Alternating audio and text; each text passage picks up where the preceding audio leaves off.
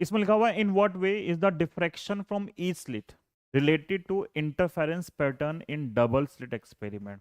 Diffraction होता है single slit के लिए, और जो इंटरफेरेंस है वो किससे होता है, दो स्लिट से होता है। ठीक है, तो हमने ये सीखा था कि जब डिफ्रैक्शन होगा तो उसमें हमें एक ही स्लिट चाहिए, और इंटरफेरेंस में हमें क्या चाहिए, दो स्लिट चाहिए। तो क्वेश्चन बोला कि दोनों में क्या रिलेशन है और क्या डिफरेंस है, in what way diffraction pattern जो है रिलेट करता है किससे, इंटरफेरेंस से। तो देखो हमने क्या सीखा था कि अगर एक सिंगल हमारे पास स्लिट है, एक सिंगल स्लिट है, तो सिंगल स्लिट से हमें एक डिफ्रैक्शन पैटर्न मिलता है जिसमें साइड में जाते हुए जो फ्रिंजेस हैं वो कम होती रहती हैं, और जो इंटरफेरेंस था उसमें आती हैं दो स्लिट्स, और दोनों से जो हमें पैटर्न मिलता है उसमें क्या होता है, जो फ्रिंजेस हैं वो इक्वली आती हैं।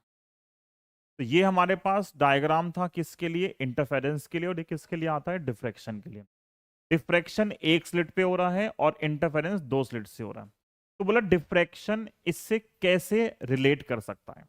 बोलते हैं इंटरफेरेंस कब होता है, इंटरफेरेंस तब होता है जब दो कोहेरेंट सोर्स सुप्रीम पोज करते हैं।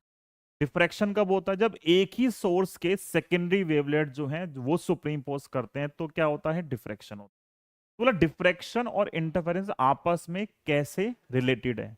तो हम बोलते हैं कि जो एक स्लिट का डिफ्रैक्शन है, तो एक्चुअल में यहां भी क्या हो रहा है, डिफ्रैक्शन, और यहां भी क्या हो रहा है, डिफ्रैक्शन। ये डिफ्रैक्शन और डिफ्रैक्शन दोनों मिलके क्या बना रहे हैं, इंटरफेरेंस बना। ठीक है, तो हम शॉर्ट में क्या ले सकते हैं, इंटरफेरेंस जो है समझने के लिए, इंटरफेरेंस, ठीक है, इज द सुपर पोजिशन